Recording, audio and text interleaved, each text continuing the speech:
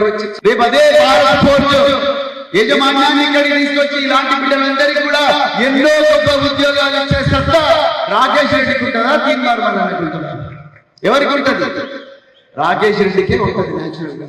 మరి ఆయన మాట్లాడిన భాష చూడండి, ఆయన ఎక్కడన్నా ఇంతవరకు మాట్లాడిన ఆ 10 నిమిషాల్లో ఒక్కటన్నా బూతు పదం కనిపించిందా మీకు?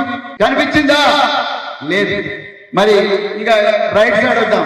ఇంకొక అభ్యర్థి తీన్మార్ మల్లన్న గారు క్యూ న్యూస్ పేరుతో మరి తెలంగాణలో ఉదయం లేచినప్పుడే ఒక న్యూస్ షో పెట్టి గంట సేపు రకరకాల న్యూస్ పేపర్లను చదివి అనలైజ్ చేస్తూ ఉంటారు. ఆయన భాషలో ఇలాంటి మంచి మంచి పదాలు వస్తాయా? చెప్పు తీసుకొని కొట్టండి అని అంటున్నారు ఒక న్యూస్ రీడర్. అనొచ్చా న్యూస్ రీడర్ చెప్పు తీసుకొని కొట్టొచ్చి కొడుకా నేను చంపుతా, బిడ్డ నేను చంపుతా అనే భాష మాట్లాడే వ్యక్తి రేపు మన పట్టభద్రులకు ప్రతినిధిగా కాగలడా?